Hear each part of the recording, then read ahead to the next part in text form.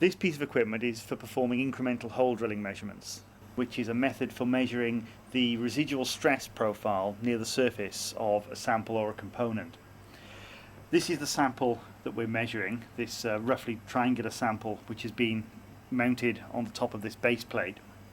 And what we've done is we've glued a strain gauge array, which is this orange rectangle that's been glued to the surface of the component. And this strain gauge array has 3 separate strain gauges arranged around a central point.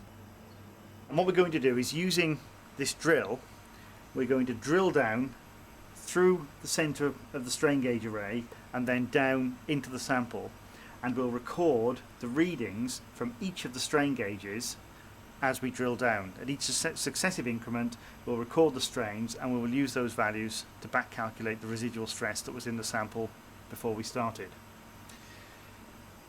So the first step is to move the sample into place.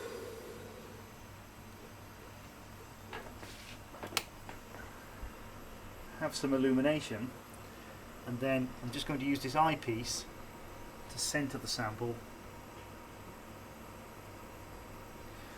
beneath where the drill will be mounted. That's now centered, so I can take the eyepiece out and mount the drill.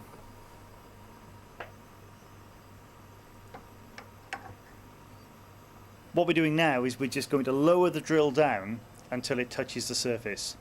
Now obviously I could just place it down in contact with the surface, but that would cause the gauge and the surface underneath it to deform slightly, and it's better to come in very slowly in controlled steps with the motor running and see when I start to skim layers off the surface of the gauge, and then I know that I'm coming into contact with it, and I can start to move down from there through the gauge to the surface of the sample. What we're doing now is we're lowering the drill in order to find the surface, and what we'll see is that when the drill touches the top of the strain gauge, there'll be some swarf as the top layer of the strain gauge is removed.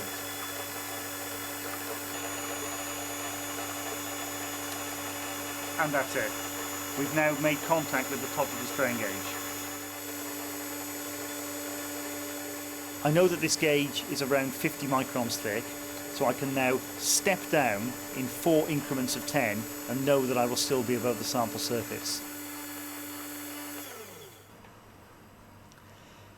The next stage is to go down in very small increments of only 2 microns and to see when the surface of the sample is revealed.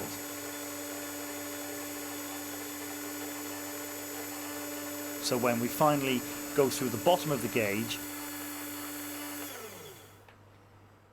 what we're looking at is the clean metal surface underneath. The drill is now in contact with the surface of the sample, and we're ready to drill the first increment and take the first set of strain readings.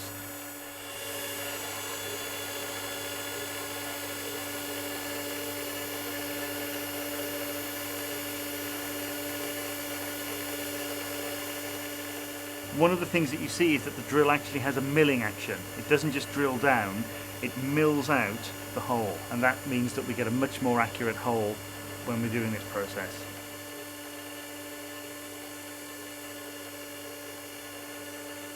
So we've just drilled our first increment of 32 microns, and the relaxed strains are 2, 4 and 4 microstrain on the 3 gauges. And now I'll do the next increment. It's worth saying that it's not possible to do a direct conversion from strain to stress, because this isn't as simple as saying that we multiply by the Young's modulus to get stress. We have to take these strains and use them to back calculate the residual stresses.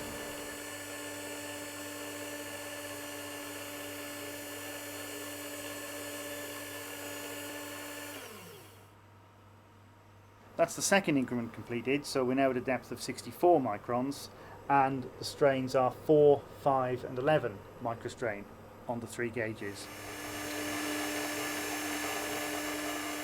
We're using larger increments now, 128 microns, and the reason for doing this is that those gauges are mounted on the surface.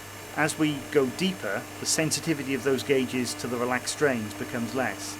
If we take a larger increment, we're more likely to see something that's measurable. So we're now at a depth of just over 1.15 millimeters, and the strain readings are 86, 75 and 110 microstrain. Once the test is finished and we've recorded all the strains at the successive increments, what we can do is use that to calculate the residual stress profile that was in the sample before we started. Now, this isn't a simple process. You can't go directly from strain to stress. You have to use the strain values at successive increments and use that to back calculate the profile.